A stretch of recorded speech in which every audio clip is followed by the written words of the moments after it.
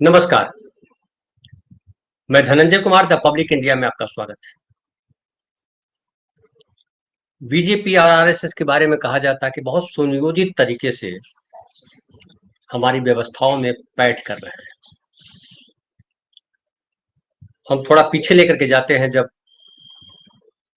पहली बार सरकार में वो लोग शामिल हुए थे, बीजेपी के लोग, जनता पार्टी बनी थी और जनता पार्टी की सरकार बनी थी 1977 में।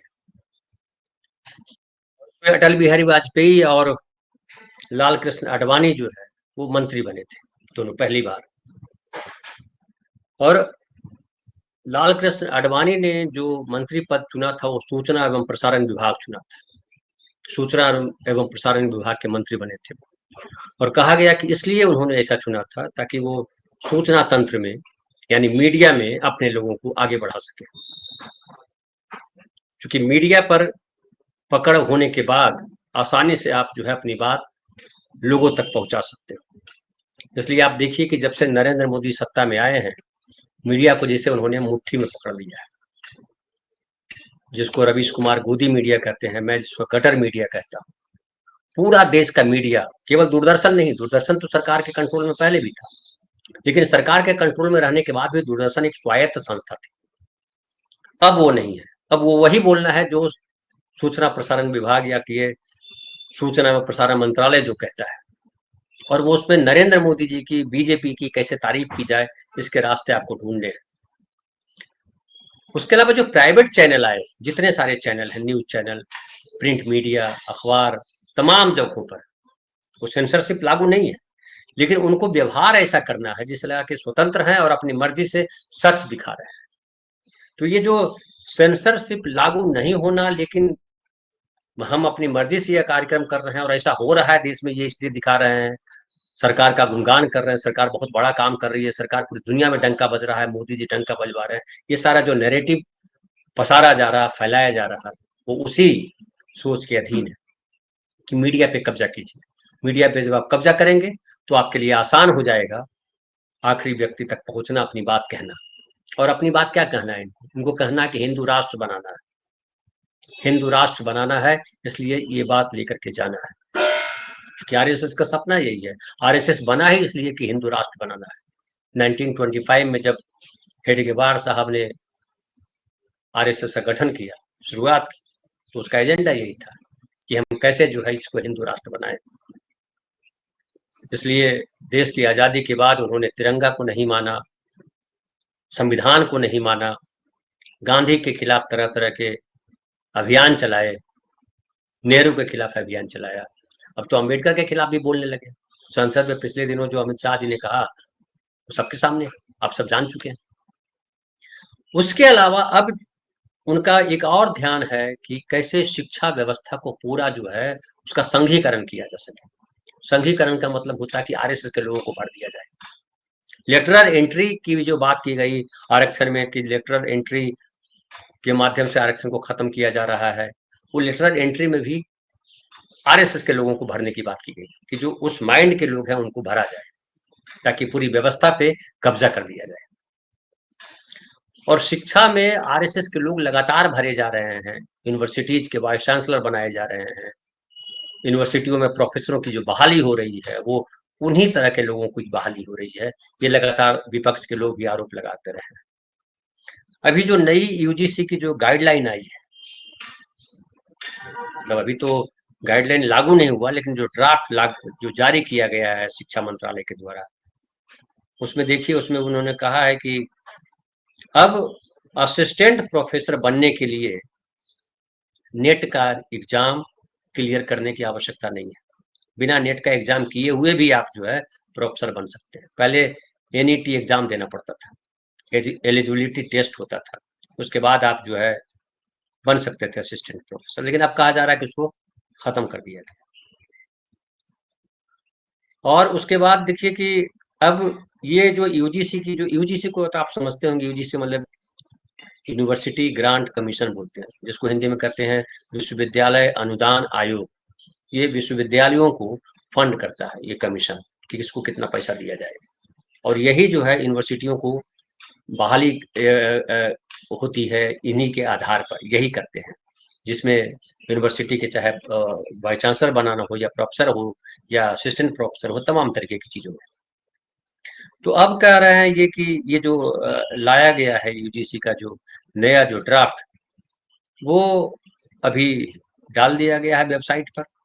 और ये वेबसाइट जो है, ये कहा जा रहा है कि अभी आपको जो भी लोग हैं जो गाइडलाइंस पर, जो इस एजुकेशन फील्ड के जो एक्सपर्ट्स हैं, जो स्टेक होल्डर्स हैं, वो अपना फीडबैक दें, सुझाव दें। और उसके बाद 5 फरवरी को ये गाइडलाइन लागू की जा सकती है। यानी 5 फरवरी से यूजीसी में अब आवश्यक नहीं रहेगा कि आप एनईटी क्लियर करें, क्वालिफाई करें। उसके बिना भी आप जो है प्रोफेसर हो सकते हैं। जिस सब्जेक्ट से पोस्ट ग्रेजुएशन किया यानी पीजी किया हो, तो जरूरी नहीं है कि उसी सब्जेक्ट से, ये जो 2018 का जो ये था गाइडलाइन था इनका यूजीसी का, कि असिस्टेंट प्रोफेसर भर्ती के लिए कैंडिडेट का उसी सब्जेक्ट से एनईटी क्वालिफाई करना जरूरी था जिस सब्जेक्ट से पोस्ट ग्रेजुएशन किया है। मतलब जिस सब्जेक्ट से आपने एमए किया है या एमएससी किया है या एमकॉम किया है, उसी से आपको जो है एनईटी उसी में क्वालिफाई करना पड़ेगा और आप जो है आप असिस्टेंट प्रोफेसर के तौर पे बहाल हो सकते हो। लेकिन नई गाइडलाइंस में कहा जा रहा है कि कैंडिडेट्स को पीजी से इतर, मतलब जिसमें आपने पीजी किया उसके अलावा भी किसी सब्जेक्ट में एनईटी करने की आजादी है। और साथ ही ये भी कि बिना एनईटी किए हुए आप जो है पीएचडी कर सकते हो और उसके बाद असिस्टेंट प्रोफेसर के तौर पे आप अप्लाई कर सकते हो। उसके अलावा ये भी कहा जा रहा है कि जो वीसी है, जो वाइस चांसलर होते हैं यूनिवर्सिटीज के, उनके लिए अब टीचिंग एक्सपीरियंस को खत्म कर दिया जाएगा। पहले ये था कि जो वीसी वही हो सकते हैं जो कम से कम 10 साल का टीचिंग एक्सपीरियंस हो। अगर टीचिंग एक्सपीरियंस मतलब पढ़ाने का एक्सपीरियंस आपके पास नहीं है तो आप वाइस चांसलर नहीं हो सकते। लेकिन अब कहा जा रहा है कि नहीं, इसकी कोई आवश्यकता नहीं है। आपका नहीं भी हो, अगर आप अपने फील्ड के एक्सपर्ट हो, भले आपने नहीं पढ़ाया, तो और आप उस फील्ड में काम करने का 10 साल का अनुभव रखते हैं और आपका ट्रैक रिकॉर्ड अच्छा है, तो आपको वाइस चांसलर बनाया जा सकता है। और जो यूजीसी के जो चेयरमैन हैं एम जगदीश कुमार, उनका कहना है कि इस नए नियम से मल्टी सब्जेक्ट बैकग्राउंड से फैकल्टी चुनने में मदद मिलेगी। ये जो नियम बनाया कि सारे बैरियर को तोड़ दिया है, उससे ये फायदा होगा कि मल्टी सब्जेक्ट बैकग्राउंड के लोग आएंगे, अलग अलग फील्ड के लोग आएंगे। और उससे जो है, जो हमारा जो उद्देश्य है उच्च शिक्षा को और फ्लेक्सिबल बनाना, मतलब और उसको विस्तार देना, स्वतंत्र करना, उसमें जो है वृद्धि होगी। वो हम मकसद को कामयाबी पा सकते हैं उसमें।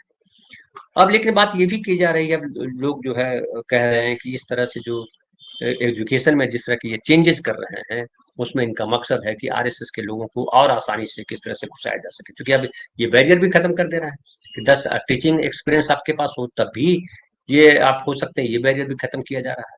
तो मतलब जिसको चाहे आप जो है उस फैकल्टी के एक्सपर्ट के नाम पर आप उनको बहाल कर सकते हो। और आरोप लगाया है अखिलेश यादव ने, कहा है कि अब जो है आरएसएस का सर्टिफिकेट होना आपके लिए काफी है। आपको प्रोफेसर बनना हो, असिस्टेंट प्रोफेसर बनना हो, वाइस चांसलर बनना हो, इन सब के लिए आपको कुछ करने की जरूरत नहीं है।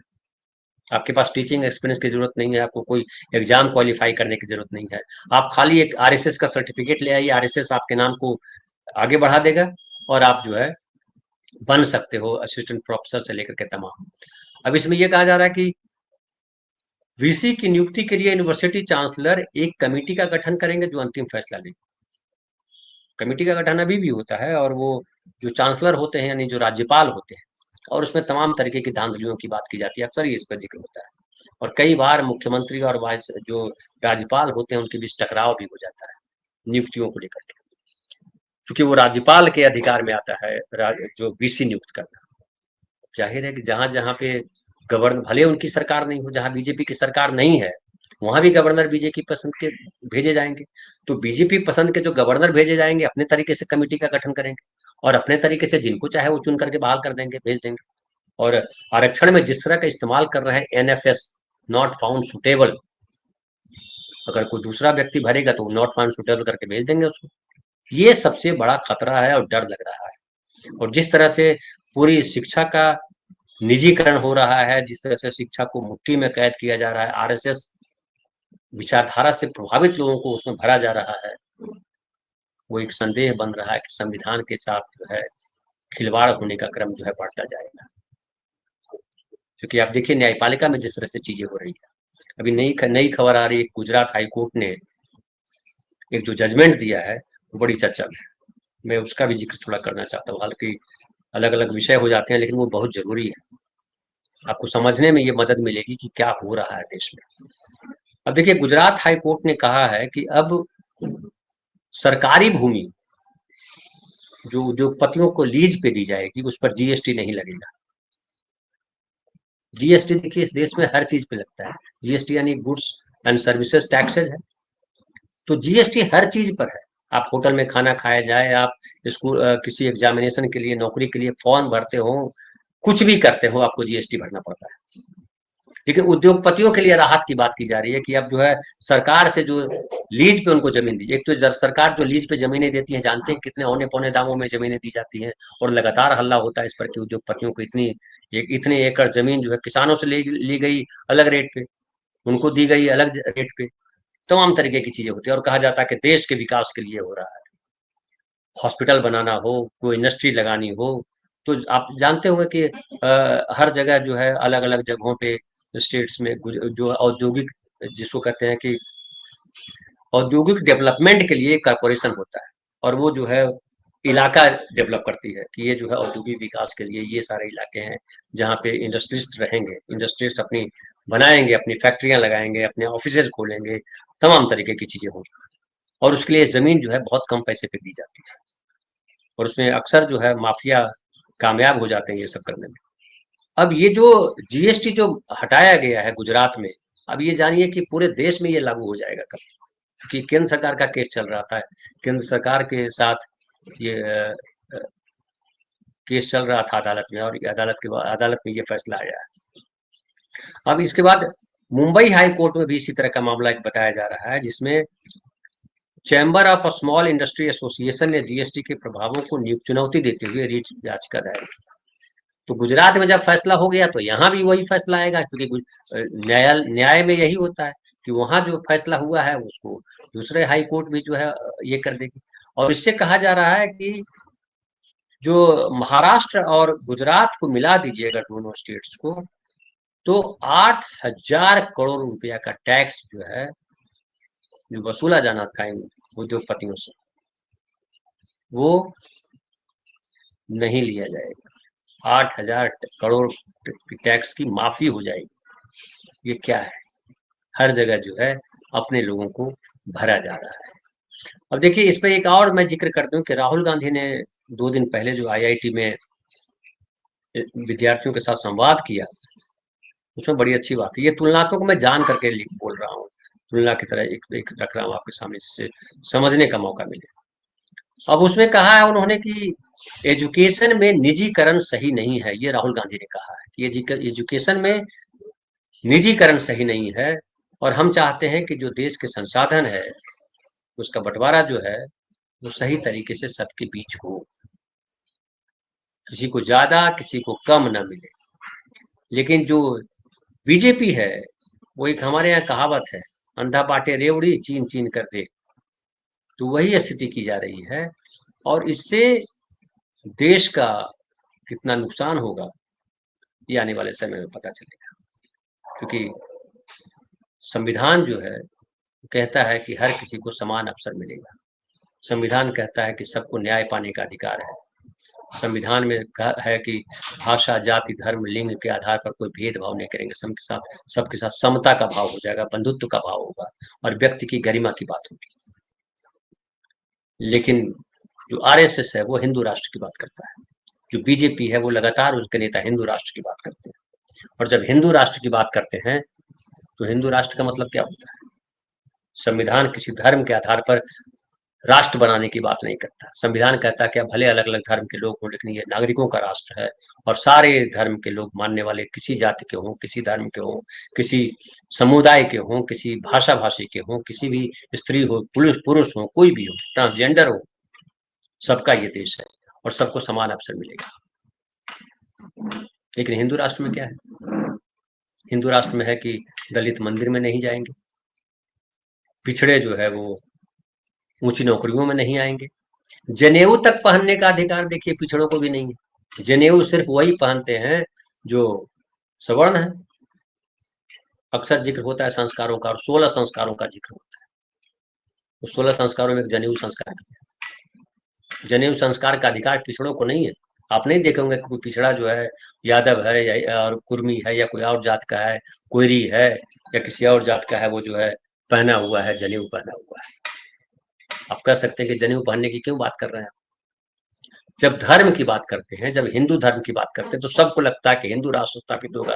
तो दलित भी सोचते हैं कि हिंदू राष्ट्र मतलब मुसलमानों को यहाँ से भगा दिया जाएगा। पिछड़े भी यही मानते हैं। आज सबसे ज्यादा पालकी तो यही ढो रहे हैं, पिछड़े और दलित ढो रहे हैं इनकी पालकी, क्योंकि केवल सवर्णों के आधार पर तो सत्ता में आ नहीं सकते। तो जब हिंदू राष्ट्र बनेगा तो आप खुद से सवाल कीजिए, आपके आसपास जो लोग, हमसे सवाल कीजिए कि क्या दलितों को मंदिरों में प्रवेश मिलेगा? क्या दलितों का भी जनेऊ संस्कार होगा? क्या पिछड़ों का भी जनेऊ संस्कार होगा? क्या दलित भी पंडित बन पाएंगे? ये सारे सवाल है। और कांग्रेस जब संविधान की बात करती है तो आप उसको भरमाते हो। कभी नेहरू को अंबेडकर से लड़ाते हैं, कभी गांधी को सुभाष चंद्र बोस से लड़ाते हैं, कभी किसी से लड़ाते हैं, और आम आदमी इस नैरेटिव में फंस जाता है। क्योंकि नैरेटिव गढ़ने का काम जो है वो मीडिया करता है। और जो मैंने शुरुआत में बताया कि मीडिया पर किस तरह से कब्जा करने के लिए पहले ही सरकार में आरएसएस ने एजेंडा बनाया था। और आप आज जो मीडिया का स्वरूप है उससे आप आकलन कर लीजिए। तो आज जो मीडिया का स्वरूप है, कल वही न्यायालय का स्वरूप हो जाएगा, कल वही यूनिवर्सिटीज का स्वरूप हो जाएगा, स्कूलों का स्वरूप हो जाएगा। तो संविधान कहाँ बचेगा? ये चिंता का असल कारण है, ये विषय है चिंता का। अब उत्तर प्रदेश में जिस तरह से देख लीजिए कि हर मस्जिद के नीचे मंदिर ढूंढा जा रहा है, 22,000 करोड़ रुपया कुंभ पे खर्च किया जा रहा है, और कुंभ को एक राष्ट्रीय उत्सव उत्सव के तौर पे देखा जा रहा है। प्रधानमंत्री कई बार वहाँ सर्वेक्षण कर चुके हैं। वहाँ तो जो मुख्यमंत्री है वो तो वहीं रहते हैं, जब मन करे चले जाएं वो इलाहाबाद। और पूरा पूरा पूरी मशीनरी लगा दी गई है, पूरा मीडिया लगा दिया गया है। अब मीडिया में आने भी लगा कि ये हो रहा है, वो हो रहा है, ऐसा है वैसा है, इतने करोड़ लोग स्नान करेंगे, फलाना करेंगे। अब बताइए, स्नान करने को लेकर के इतना 1,000 करोड़ रुपया खर्च किया जा रहा है, और एजुकेशन का क्या हाल है? एक चर्चा आई थी कि जो 27,000 स्कूलों को बंद करने की प्रक्रिया की जा रही है उत्तर प्रदेश में, क्योंकि वहां विद्यार्थी नहीं है। तेलंगाना की एक खबर आई कि तेलंगाना में एक स्कूल है जहाँ पे, खम्मम जिले में, जहाँ एक बच्ची पढ़ती है, और 15 लाख के करीब सरकार का खर्च आ रहा है। प्रिंसिपल ने कहा कि वो सरकार की प्रतिबद्धता दिखाई पड़ती है एजुकेशन के प्रति। लेकिन मैं उससे इतर एक बात करता हूँ, बच्चे क्यों नहीं आ रहे हैं सरकारी स्कूलों में, इस पर कहाँ सरकार सोच रही है? सरकारी स्कूल में बच्चे क्यों नहीं आ रहे हैं? प्राइवेट स्कूलों में सब अपने बच्चों को क्यों ले जाना चाहते हैं? उसकी वजह है कि सरकारी स्कूलों के जो पढ़ाई का मीडियम है वो लोकल लैंग्वेज है, हिंदी है, या वर्नाकुलर मीडियम जिसको कहते हैं कि स्थानीय भाषा के स्कूल है। जबकि नौकरियां, सारी बड़ी नौकरियां या सामान्य किस्म की नौकरियां भी जो है अंग्रेजी वालों के लिए। अंग्रेजी आपको अगर नहीं आती है तो नौकरी मिलेगी नहीं। सरकारी कंपनियों में, सरकारी कंपनियां हैं या सरकारी दफ्तरों में भी नौकरी नहीं मिलेगी ठीक ठाक नौकरी, और प्राइवेट में तो सवाल ही नहीं उठता। प्राइवेट में तो बिना अंग्रेजी के आपको जॉब ही नहीं मिल सकता है। तो वैसे में हर कोई चाहता है अपने बच्चे की तरक्की, और हर कोई का चाहता है कि चाहे जो पैसा खर्च हो जाए, अंग्रेजी स्कूल में हमारे बच्चे पढ़ेंगे और भविष्य बेहतर करेंगे। अब वो अलग बात है कि अंग्रेजी स्कूलों में पढ़ के भी भविष्य उनका क्या हो रहा है। लेकिन सरकार का ये काम तो है सोचना कि अंग्रेजी स्कूल के प्रति जब आकर्षण है, और आकर्षण इसलिए है कि हमने ही ऐसी व्यवस्था बनाई है कि बिना अंग्रेजी के आपको नौकरी नहीं मिलेगी।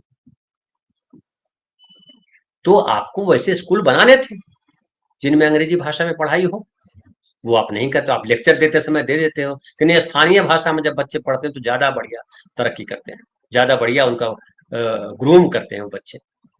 तो आप अपने बच्चे को क्यों नहीं पढ़ाते हैं? क्यों नहीं कलेक्टर का बेटा सरकारी स्कूल में पढ़ता है? एक आध उदाहरण हालांकि आया कि कहीं मैं पढ़ रहा था कि कलेक्टर के भी अपने बच्चों को जो है सामान्य सरकारी स्कूल में पढ़ा रहा है। वो विरला उदाहरण है, और बेहतरीन हालांकि उदाहरण है कि अगर कलेक्टर का बेटा वहां पढ़ रहा होगा तो शिक्षा व्यवस्था वहां सही होगी। लेकिन ऐसी शिक्षा व्यवस्था जो बीजेपी सरकार लाना चाहती है वो शिक्षा को भी आम आदमी से दूर किया जा रहा है। और जब शिक्षा आम आदमी से दूर हो जाएगी तो फिर 5 किलो अनाज, 1500 रुपए, यही सब काम करेंगे। अभी देखिए महाराष्ट्र के एक शिवसेना के विधायक है, उन्होंने क्या कहा? उन्होंने कहा कि वोटर्स जो है वो वेश्या की तरह हो गए हैं। आपको मटन चाहिए, आपको शराब चाहिए, आपको कुछ रुपए चाहिए और आप वोट दे देते हो, जिस जो देगा उसको वोट देते हो, बिक जाते हो आप। तो वेश्या की तरह हो गया। अब बताइए, संविधान ने नागरिकों को गौरव दिया है, देश का मालिक होने का गौरव दिया है, वो उनको वेश्या बता रहा है। क्यों बता रहा है? तो ये शिक्षा व्यवस्था जब चौपट हो जाएगी और जो ये फ्री वाला जो बांटा जा रहा है, तो जाहिर है नागरिकों का स्वाभिमान रौंदा जा रहा है। तो आपका स्वाभिमान रौंदा जाएगा, आपकी शिक्षा खत्म कर दी जाएगी, फिर तो आप घंटा बजाने के अलावा कुछ कर नहीं पाएंगे। हर बात के लिए हमारे पूर्व जन्म के कर्म, अब जो ऊपर वाले ने जो लिखा वही होगा हमारा। ऊपर वाला कुछ नहीं लिखता है। हमने बचपन में पढ़ा था कि मनुष्य अपने भाग्य का निर्माता स्वयं है। और भाग्य कैसे बनता है? अंबेडकर ने कैसे अपना भाग्य बनाया? सावित्री बाई फूले ने कैसे अपना भाग्य बनाया? कांशी राम ने कैसे अपना भाग्य बनाया? ये विचार करने का प्रश्न है। फिलहाल इतना ही। बहुत बहुत धन्यवाद। कल फिर बात करेंगे किसी नए विषय पर।